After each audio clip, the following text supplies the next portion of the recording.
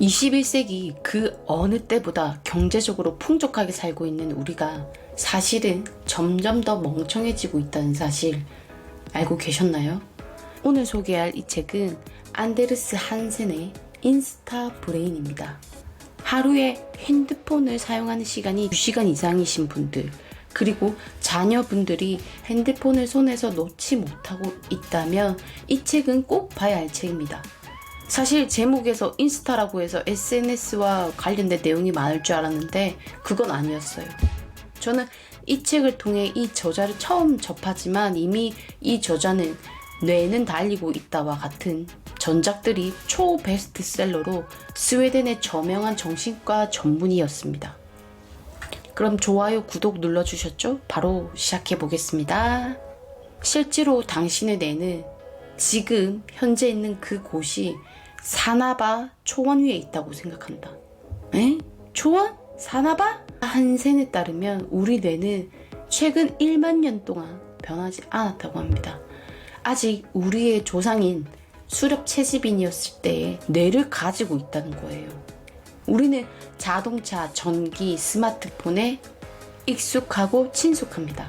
그러나 사실 이런 물건들의 역사는 인류의 역사에서 볼 때 고작 1%에 해당해요. 역사 중 99.9%에 해당하는 시간 동안 인류는 수렵 채집인이었어요. 당연히 우리 뇌는 그 생활 방식에 맞게 진화했죠. 실제로 우리 뇌는 최근 1만 년 동안 변하지 않았습니다. 순전히 생물학적인 이유로 당신의 뇌는 여전히 당신이 지금 사바나 초원 위에 있다고 생각한다는 겁니다. 그러니 사실은 우리의 뇌는 스마트폰에 최적화되지 않았어요. 하지만 통계에 따르면 오늘날 성인의 핸드폰 사용 시간은 4시간에 육박한다고 합니다. 청소년은 4시간에서 5시간 정도이고요.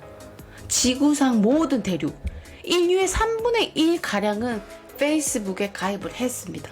다들 페이스북을 사용하고 또 사용합니다. 평균적으로 서로의 사진을 보고 업데이트를 한 내용을 읽고 공유하고 디지털 엄지척을 날리는데 하루에 30분 이상을 사용합니다. 앞으로 지금처럼 많은 시간을 할애한다면 현재 20살인 사람은 80세가 되었을 때 인생의 5년을 SNS에 쓴 셈이고 그중 거의 3년은 페이스북에 쓰게 될 것입니다. 그러면 아니 우리의 삶의 여건은 점점 나아지는데 왜 우리의 기분은 점점 나빠지는 걸까요?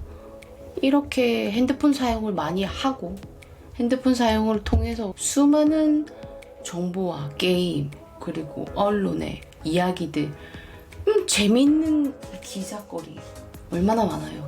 우리의 삶의 여건은 점점 나아지는데 왜 기분은 또 점점 나빠질까요?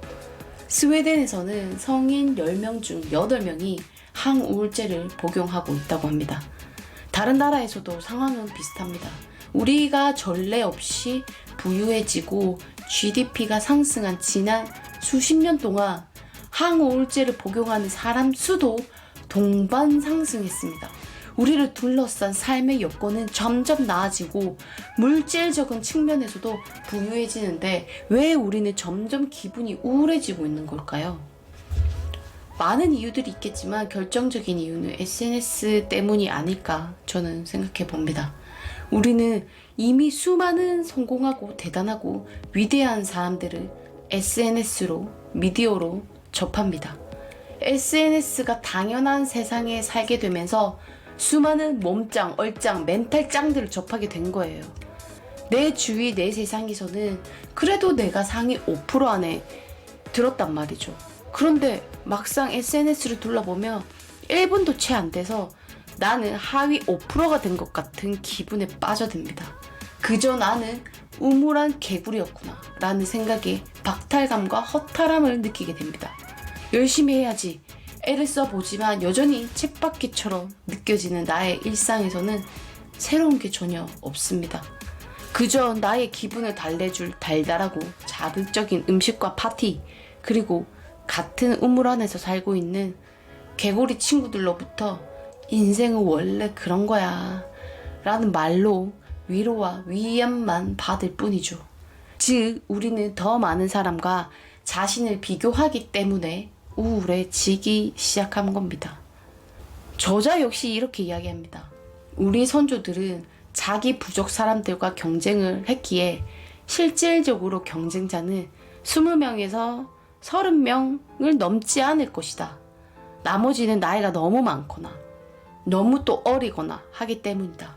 하지만 오늘날에는 수십억 명과 경쟁한다. 당신이 무엇을 하든 항상 당신보다 더 잘하는, 더 현명한, 더 멋진, 더 부유한 혹은 더 성공을 거둔 누군가가 있다.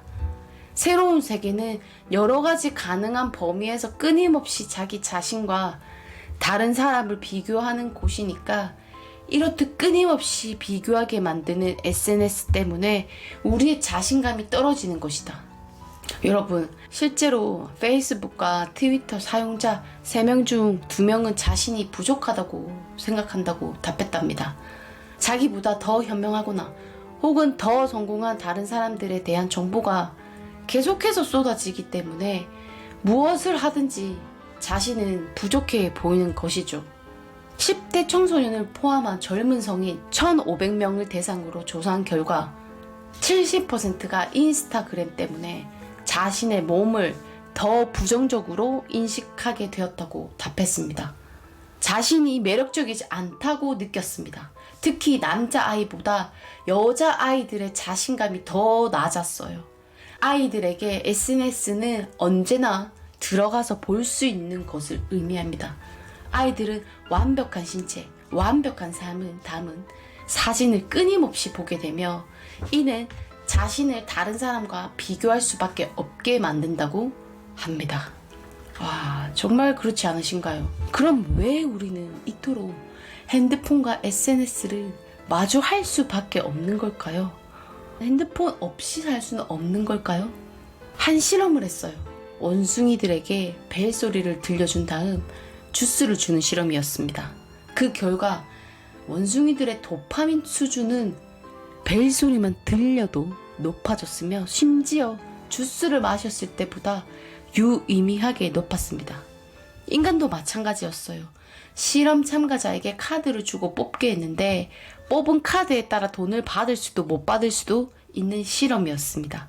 그런데 카드와 상관없이 돈을 받을 수 있을 때보다 돈을 받을지 말지 오히려 더 불확실한 상황에서 도파민 수치가 훨씬 더 높았다고 합니다. 뇌는 이렇게 결과보다는 결과를 알 수 없는 예측 불허를 더 사랑한다고 합니다. 이 메커니즘은 우리가 문자 메시지나 메일의 도착 알림음에 휴대폰을 지워두려고 하는 중요한 이유가 되기도 합니다. 어쩌면 중요한 내용인지도 모르니 말입니다. 대부분 메일이나 문자 메시지를 읽었을 때보다 알림음을 들었을 때, 진동을 느꼈을 때 도파민이 더 많이 분비됩니다.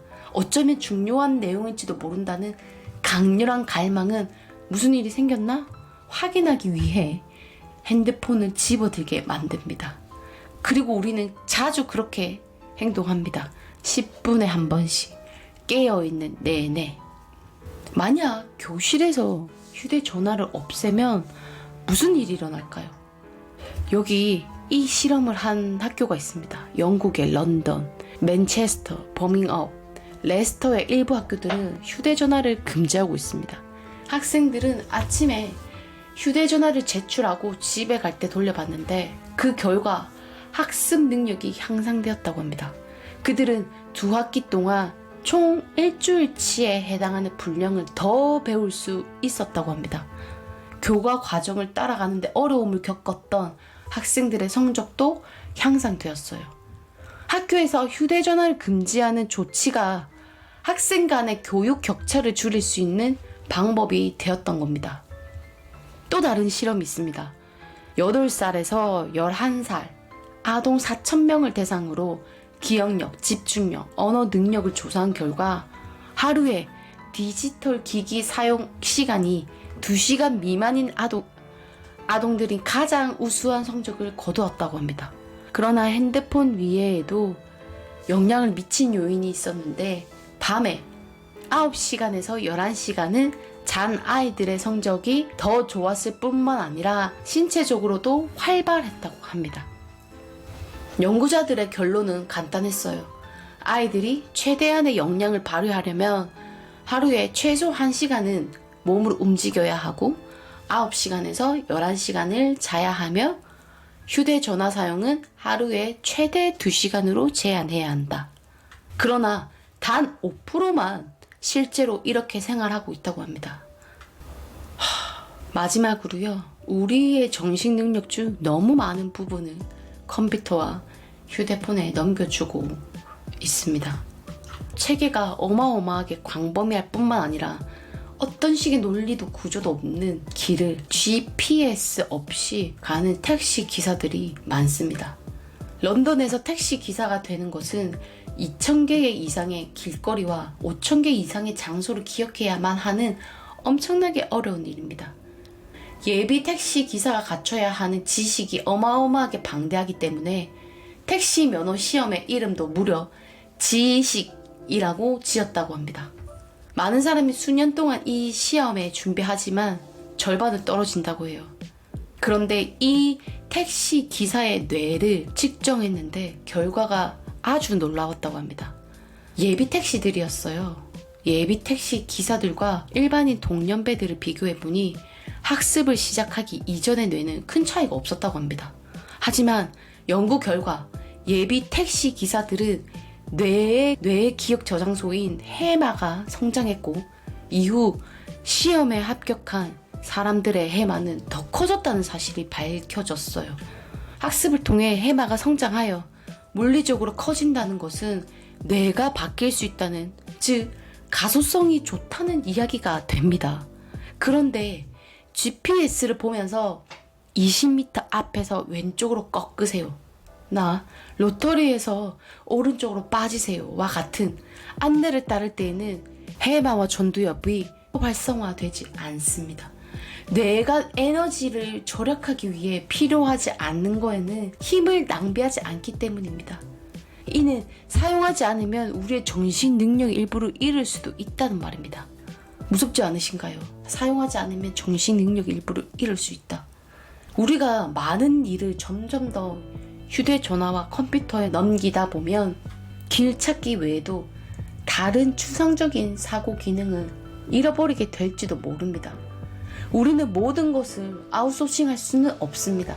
세상을 살아가려면 특정한 지식이 필요하고 비판적인 질문도 던지면서 정보를 평가해야 합니다. 점점 더 복잡해지는 시대이니만큼 이런 태도는 더욱 필요합니다. 전례 없이 복잡한 사회는 우리를 더 똑똑하게 만들지만 우리의 정신 능력 중 너무 많은 부분을 컴퓨터와 휴대전화에 넘겨주어 우리를 더 멍청하게 만들 수도 있습니다. 저자는 우리는 디지털 기기를 현명하게 사용해야만 하며 문제점이 있다는 사실을 주시해야 한다고 합니다. 그렇지 않으면 스낵에 영양가 없는 칼로리처럼 영양가 없는 디지털 사용에 익숙해 버리게 될 것입니다. 이 기술은 우리를 더 나은 버전으로 만들 수 있는가 하면 더 형편없는 버전으로 만들 수도 있습니다. 하루에 핸드폰 사용 얼마나 하시나요? 오늘 준비한 영상은 여기까지고요. 앞으로 영양가 있는 핸드폰 사용을 위해 어떤 걸 하면 좋을지 고민해보는 시간 꼭 가져보시기를 추천드릴게요. 나중에 해봐야지 하지 마시고 지금이요. 이 영상 끝나는 즉시요. 콘텐츠 좋으셨다면 구독, 좋아요, 알림 설정해 주시고요. 저는 또 다음 시간에 책 읽고 돌아오겠습니다. 슝!